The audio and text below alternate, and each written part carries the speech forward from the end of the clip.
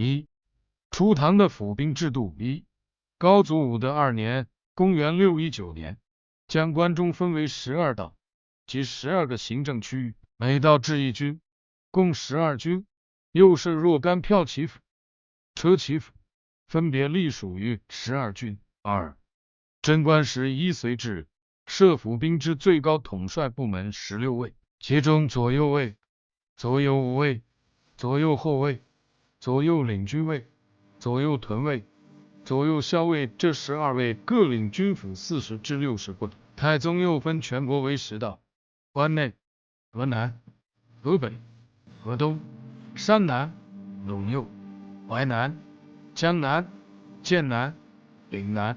全国军府虽然由12位和6位帅分，但同时又按地域隶属于道，所以府兵有双重节制。12位和6位率领有军府，但不得自行征调，调兵须有皇命，地方上不见命令不发兵，直到其下属各州不直接领兵。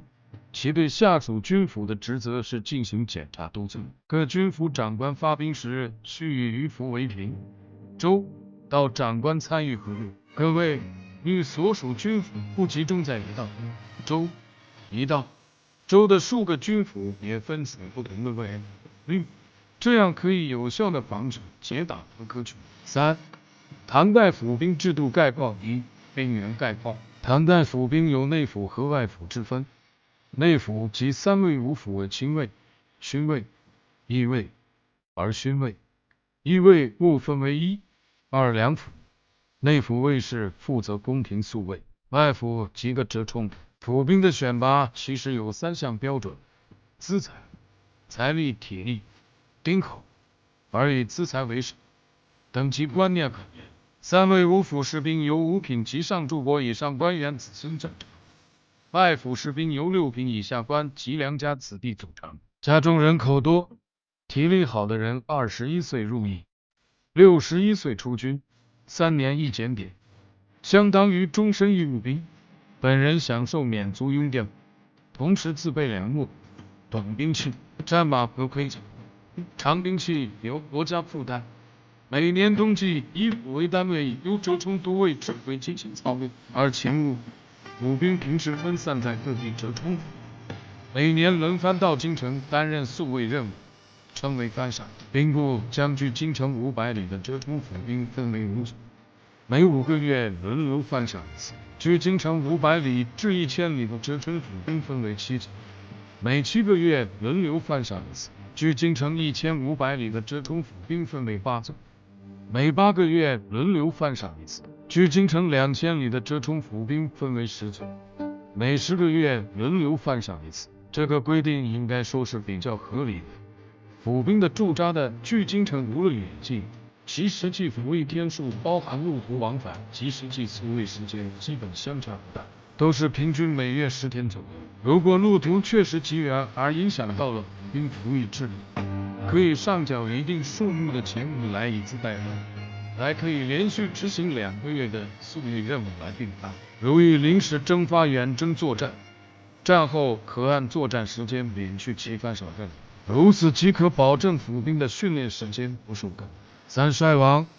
唐初实行均田制时，对于有军府的州很重视，保证了兵员需要和军费控制。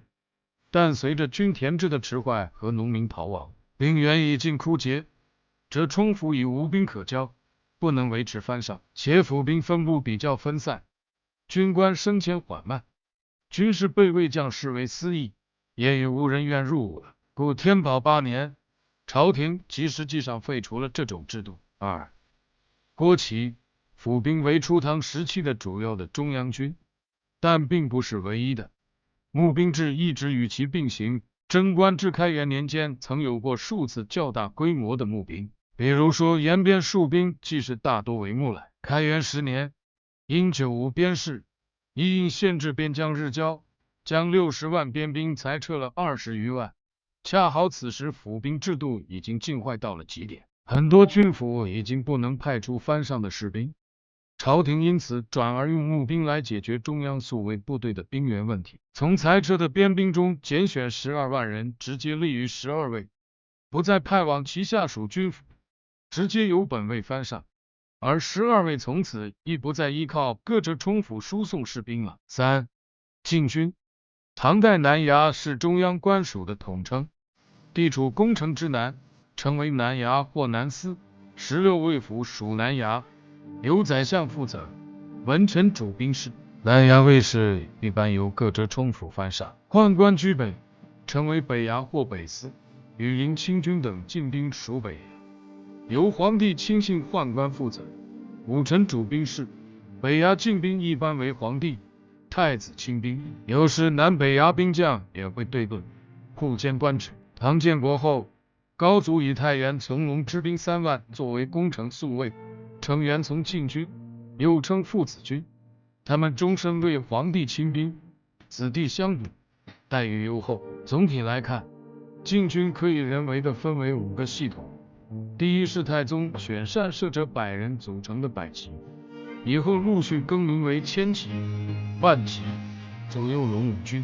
第二是太宗精选勇士组成的北洋骑营，以后陆续更名为左右屯营、左右羽林军、左右龙武军和左右羽林军，统称羽林清军，是羽林大将军，为皇帝之最亲信，地位远高于诸位大将军。羽林清军在玄宗时因朝廷开边，许多悍将禁足转投边兵，追求军功而削弱了许多。第三是肃宗至德2年与追随其回到长安的禁兵子弟组成的左右神武军，故左右龙武军、左右羽林军、左右神武军总称北洋六军。第四是肃宗为加强殿前警卫增制的殿前射生左右乡，当时约1000人，后扩编，改名为左右鹦鹉军、宝应军、殿前射生左右军、左右神威军、天威军。第五既是中晚唐时期最主要的禁军，神策军。公元754年，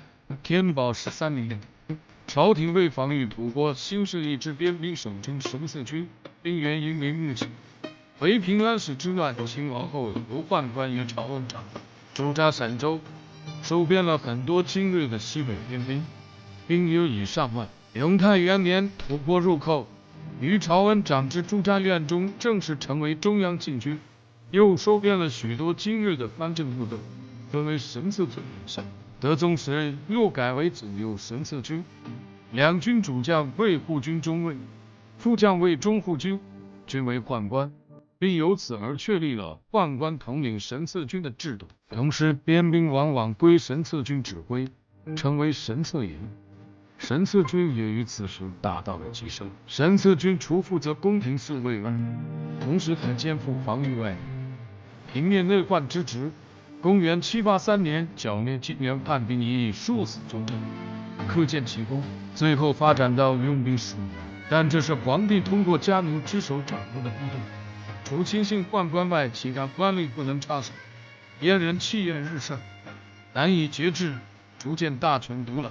他们运用手中的权力，不断为神策军增加粮饷，提拔军官，致使神策军耽于享乐，兵无斗志，与藩镇以清君侧之口时屡屡举兵相缺。皇帝不得已只好靠杀宦官以求藩镇退兵，朝廷威严尽失。至晚唐时，5部禁军均以兵微将寡，名存实亡了。4. 藩镇1. 唐初时道相当于现在的军区，长官为大都督，战时出征称大总管，又以守捉、军、城、镇作为不同等级的边防军分区，其长官称为使。有时一部分都督以钦差身份持节上任。至睿宗景元2年，公元711年，以节度使为固定官职，取代史师，仍只有统兵权。玄宗时，延边以数州为一镇，设9节度使，一经略使。